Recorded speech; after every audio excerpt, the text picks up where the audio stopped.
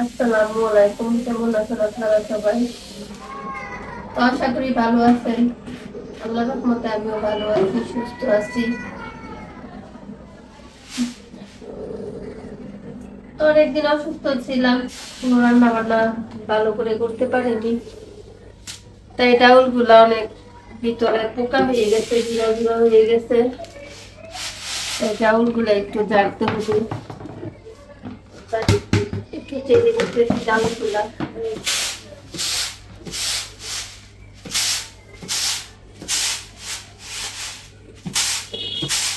চাউল দেখবেন কিছুদিন থাকলে পোকায় ধরে যায়, চাউল ডাউল পোকায় ধরে যায়। কেরি নামের একটা পোকা আছে, ওই পোকাটা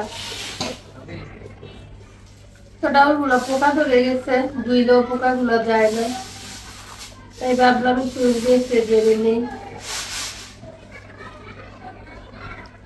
বড়া খাওয়ার জন্য। মোটা ডাউলটা বড়া খাওয়ার জন্য নিয়েছিলাম। এই বীজাণু হয় না, বড়া খাওয়াও হয় না।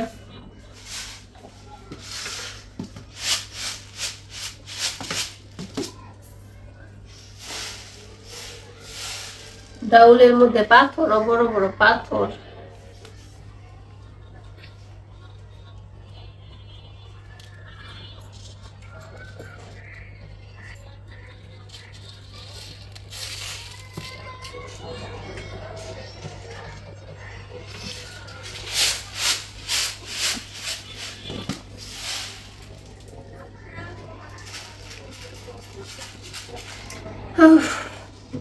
অনেকদিন অসুস্থ ছিলাম, আল্লাহর রহমতে এখন ভালো হয়ে গেছি। এক হাতের কাজ, এক হাতে সংসার সামাল দিই। তো অনেকদিন অসুস্থ থাকার পরে অনেক কাজ জমে গেছে, অল্প অল্প করে কাজগুলা কাটতেছি।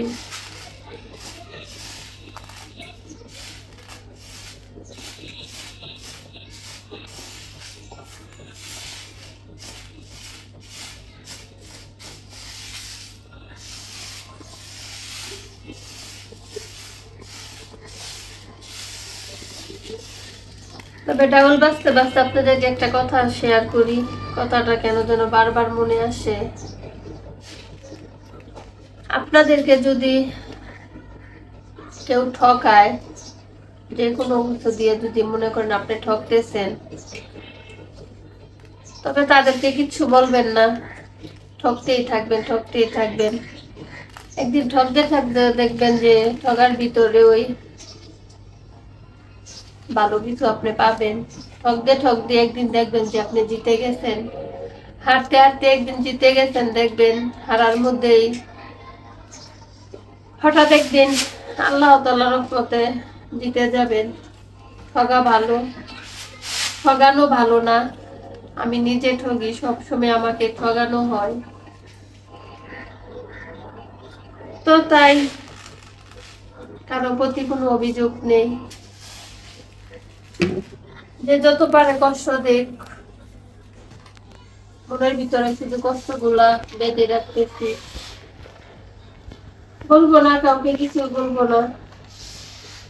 যে কোনো বিষয়ে যদি কষ্ট কেউ আমার মতো পেয়ে থাকে, প্রতিবাদ করতে যাবেন না।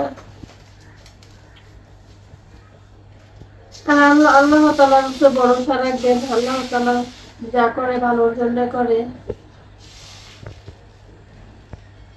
যে জিনিসটাই খারাপ হোক বা আপনার সাথে খারাপ হোক, সেটা দেখবেন হঠাৎ একদিন ভালো হয়ে গেছে।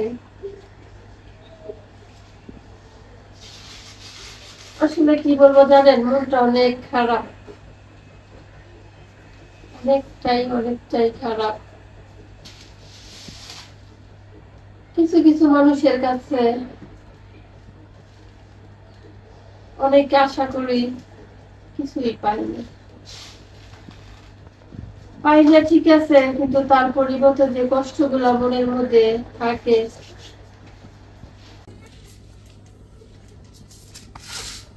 তবে যা বলতে চাইছিলাম, কোনো মানুষের কাছ থেকে যদি আপনি অনেক বড় আঘাত পেয়ে থাকেন, কষ্ট পেয়ে থাকেন, আমি আল্লাহ তাআলার দোহাই দিয়ে বলতেছি, কষ্ট পেতে থাকুন। যত জ্বরই আসুক, শক্ত হয়ে খাড়িয়ে থাকুন, দাঁড়িয়ে থাকুন, যেন বাতাসও না হিলিয়ে দিতে পারে। আর যে মানুষগুলোর কারণে কষ্ট পাচ্ছেন তাদেরকে কোনো কষ্ট দেওয়ারও দরকার নেই, কোনো কিছু বলারও দরকার নেই। যেদিন দেখবেন যে আপনি নিজে পরিবর্তন হয়ে গেছেন, সেদিন তারাই দেখবে যে না, এই মানুষটার সাথে অন্যায় করছি, ঠকাইছি বা মিথ্যা অপবাদ দিয়ে ঝগড়া করছি, সে একদিন নিজে অনুতপ্ত হবে আর নিজে নিজে ক্ষমা চাইতে থাকবে। তো যাই হোক, অনেকজনের কাছ থেকে অনেক কষ্ট পেয়েছি, না বলার মতো, বলা যায় না। সংসার করতে গেলে কত কিছুই হয়, ঘরের মানুষ বাইরের মানুষ সবাই যা পারে কষ্ট দেয়। তো থাক, সুখ দুঃখ নিয়ে ওই সংসারটা করে যাচ্ছি আর বাচ্চাদেরকে বড় করে যাচ্ছি যেন তারা বড় হয়ে যায়। তো আমার আর কিছু বলার নেই।